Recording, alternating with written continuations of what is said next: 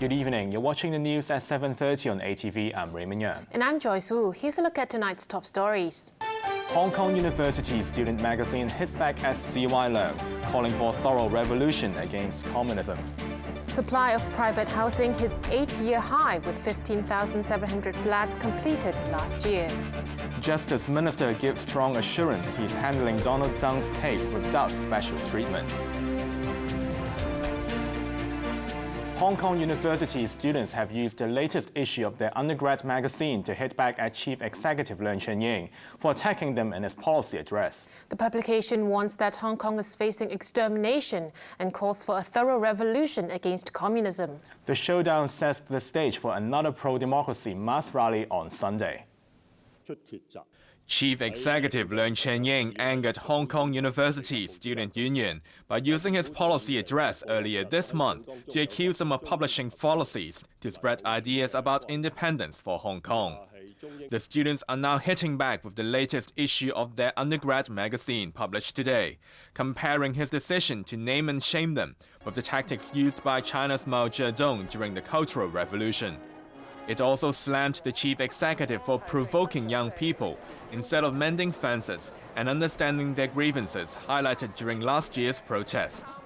The magazine went further to declare that Hong Kong is facing extermination as the one country, two systems policy has become incurable. It called for a thorough revolution against communism to avoid the risk of becoming slaves. The government issued a response, stressing the chief executive's responsibility to uphold China's national unity and territorial integrity. Young protesters are looking to air their grievances again by joining a pro-democracy rally planned for Sunday. The Civil Human Rights Front is expecting 50,000 to turn up for the march from Victoria Park to Chater Garden. But the organizers are still trying to fulfill a condition imposed by police that 100 marshals should be present during the rally to maintain order. Police did not confirm if the front will be prosecuted for failing to meet the requirement. In case they do not have sufficient marshals, it depends on the circumstances. For example, how many they're shutting off, what are their responsibility of those marshals supposed to be, and we'll liaise with the organizers, see how those problems can be mediated. The chief executive was far away from all the fuss today, meeting Guangdong Party chief Hu Chunhua for trade talks. The supply of private housing has hit an 8-year high, according to the latest government figures. The number of completed flats rose to 15,700 last year, an increase of 89% over 2013. ATV's An Chang reports.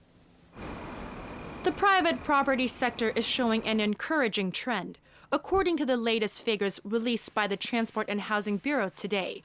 The number of private flats under construction rose 23%, from 14,100 units in 2013 to 17,300 last year, the highest since 2012 and second highest in the past 10 years.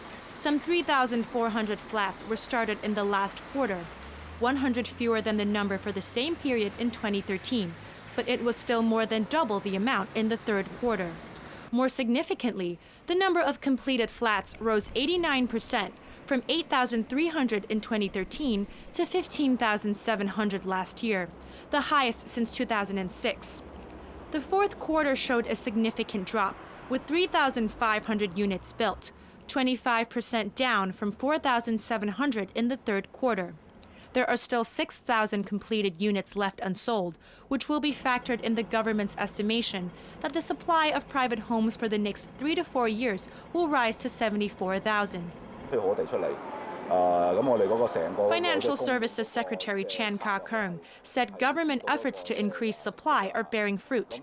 While market watchers see an easing of the housing shortage, property prices are still soaring and out of reach for most Hong Kong residents.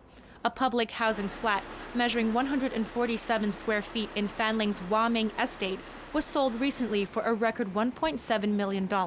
That's more than $11,000 per square foot. Wong Kun of the Federation of Public Housing Estates said he found it incomprehensible.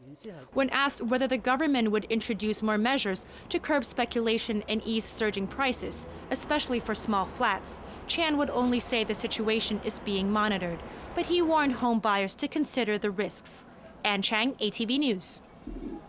Justice Minister Yeung has defended the amount of time it's taking the government to decide whether to prosecute former Chief Executive Donald Tsang for improper conduct in office. Yeung is insisting it's a genuinely complicated case, and there's no question of the government deliberately sitting on it to protect Tsang. ATV's Winner Wong reports.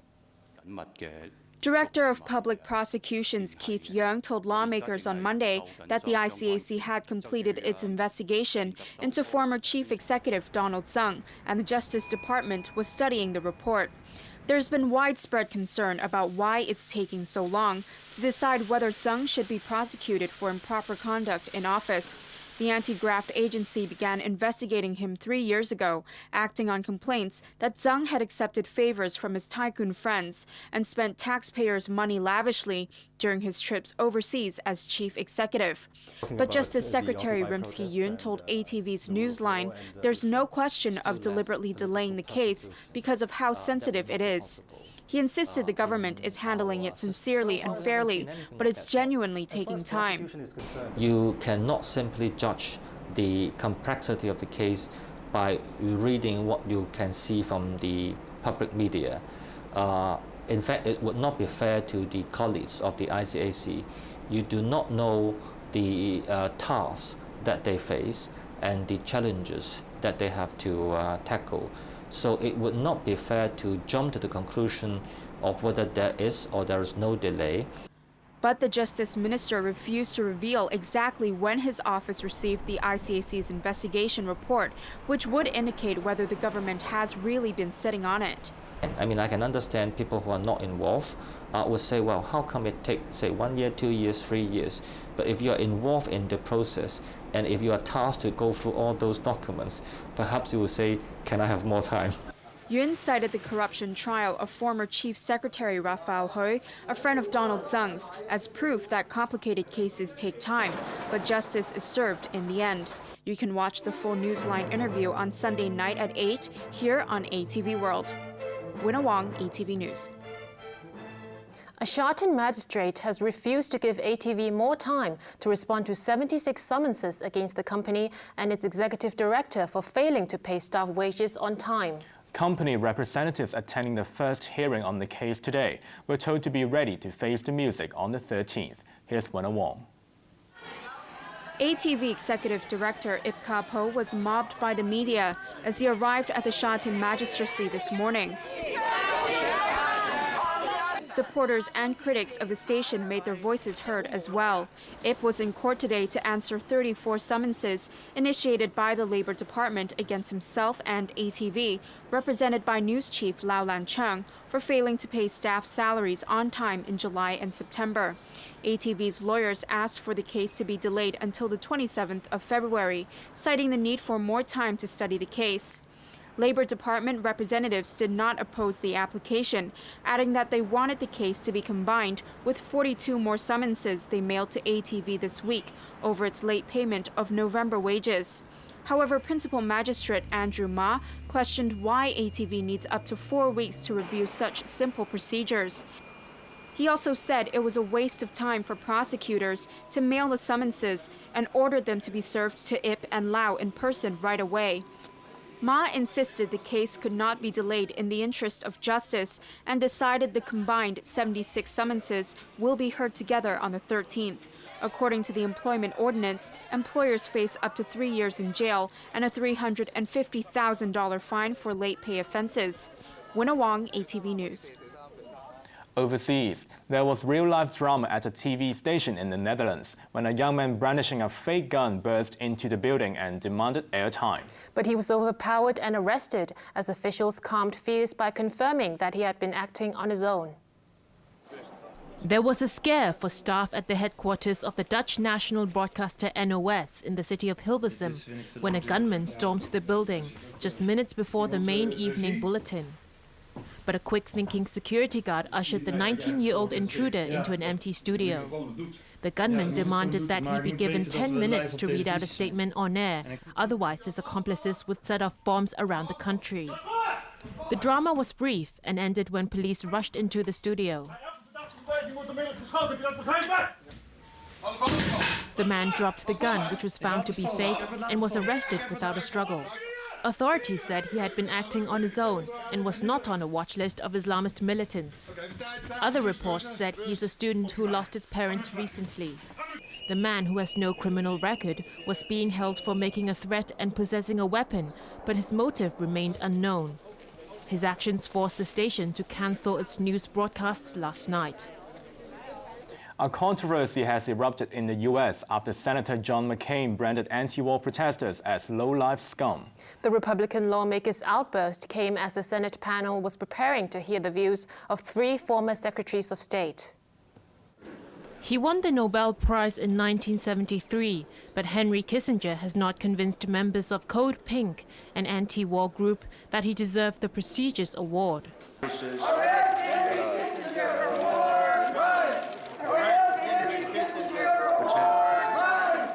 Kissinger, along with fellow former Secretaries of State George Shultz and Madeleine Albright, was invited by the Senate Armed Forces Committee to give their opinions on a number of issues. But the protesters reminded Kissinger, now 91, of the countries that suffered because of U.S. policy. In the name of the people of Chile, in the name of the people of Vietnam, in the name of the people of East Timor, in the name of the people of Cambodia, in the name of the people of Laos. Millions of people were killed in Indochina when U.S. troops were deployed in South Vietnam in the 1960s and 70s to stop the country being reunited under communism, while in Chile the U.S. helped overthrow an elected leftist president in 1973. The anti-Kissinger chants proved too much for panel chairman John McCain, who was a prisoner of war in North Vietnam after his plane was shot down while bombing Hanoi in 1967.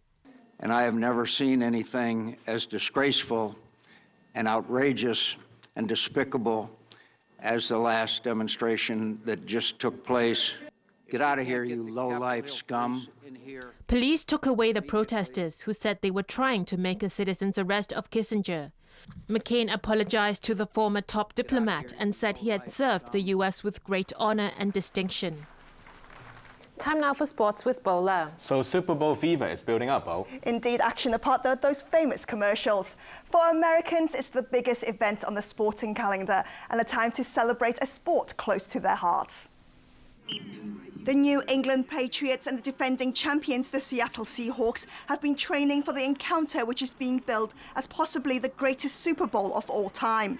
But there's more than just the game that stirs up hype. Like earlier Super Bowls, the 49th edition wouldn't be complete without commercials. They don't come cheap. Advertisers have to fork out $4.5 million for every 30 seconds of commercial time. Got a role that is perfect for you, man. Don't tell me. These much anticipated offerings include the usual celebrity helping to sell a product. And of course, there are some cute furry animals. Hey, deal me in, guys. Super Bowl 49 kicks off in Phoenix, Arizona on Monday morning, Hong Kong time. China and Taiwan have reunited on a tennis court at least, but the Chinese pair failed to pull it off in the women's double final of the Australian Open.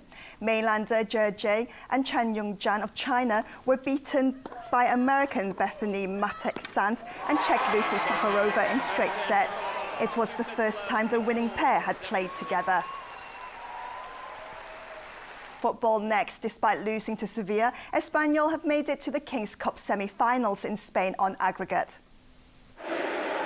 Espanyol, who won the first leg 3-1, had an early chance to add to their total when they took on Sevilla in the return fixture, but Anais Arabia's free kick smashed off the post. Sevilla's Carlos Bacca also missed the chance to break the stalemate. Keeper Vito then denied Espanyol's Sergio Garcia, and the first half ended goalless. A late goal by Diego Figueira gave Sevilla a 1-0 lead. But Espanyol held on, winning the tie 3-2 on aggregate to book a place in the semi-finals. Finally, the weather forecast for the next few days. It will be dry and cool with sunny intervals tomorrow. Temperatures will range from 13 to 17 degrees. More of the same on Sunday, followed by sunny periods next week. Here's a look at the weather around the world.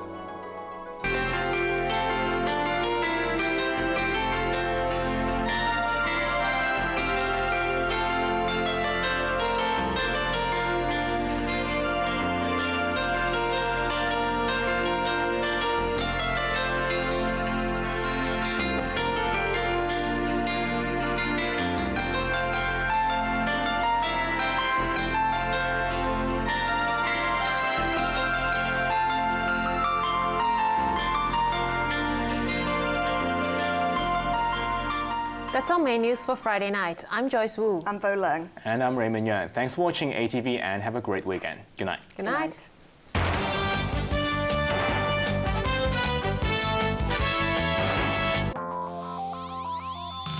Coming up, tracing origins around Guangdong.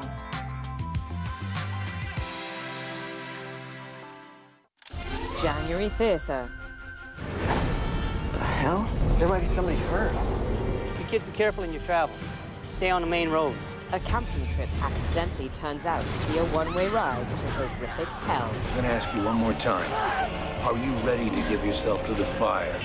Let him go, and I swear I'll do whatever you say. Everybody hold on to something! Hard Ride to Hell, tonight at 9. Use your time wisely. Make every hour of every day count.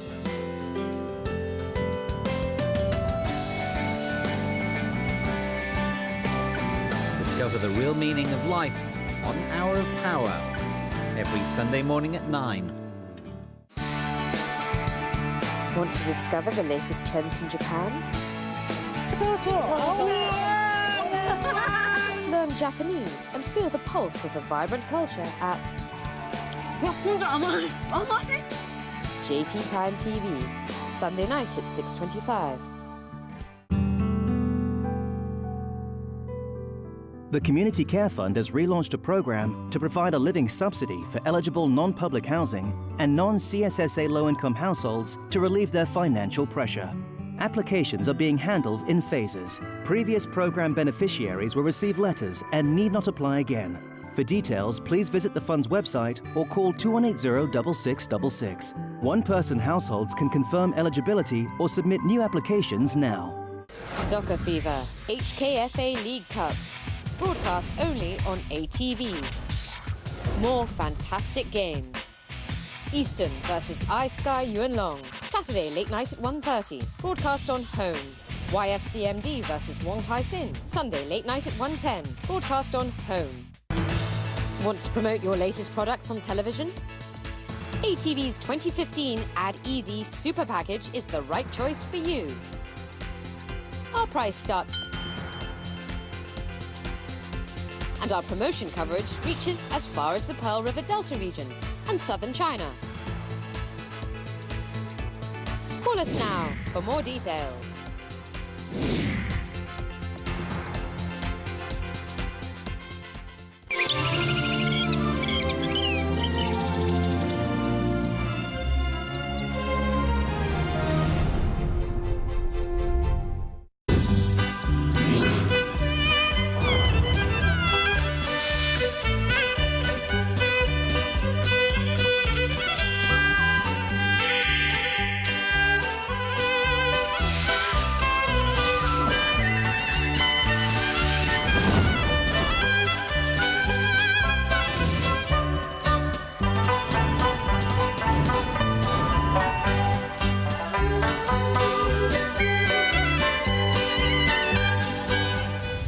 There is a boat carrying people on the river.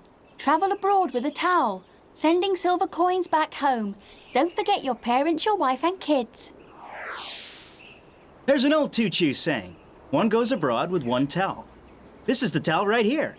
Now, in the old days, every Tuchu man carried a towel with him all the time. It was used for many things. For instance, they dried themselves with it after a shower, wiped their sweat off, shaded themselves from the sun, and also used it as a belt like this. They also used it as a sling to carry stuff, and also as a mat so they could place it on the floor like this and sleep on it. This is Arge Feng in Chaoan County. This typical Chinese mansion here is owned by Arge Feng. These houses can be seen everywhere in the Chaoshan region. This architectural style is also known as the four-horse carriage style. The Tuju call their houses Chou, and their chous are modeled after imperial palaces. The scale of their houses is comparable to the residences that leaders of the nation live in. The four-horse carriage style is the Tuchu's largest residential architecture style, and it's every Tuchu's dream to have a residence like this one. If they're lucky and strike it rich abroad, they'll return home and build one. Feng is the owner of this residence. He went off and made money, then came back. And then he built this large-scale 4-horse carriage-style house. The history of the Teochew traveling abroad stretched back to the Song dynasty. Their travel was at its peak during the Ming and Qing dynasties, especially in the late Qing dynasty when all the farms in China went bankrupt. The Teochew had no choice but to risk their lives and go abroad. They brought their towels and ventured off to the south. Teochew call overseas Chinese Fan Ke. This is the story of a Teochew Fan Ke who was reborn like a phoenix. When Feng was 14 years old, his father passed away and his mother remarried. He didn't want to live with his mother anymore, so he returned home alone. He had nothing to his name, except for a pair of ripped pants. He took him to a pawn shop and asked the boss, "Can I pawn these things for some rice?" And the guy said,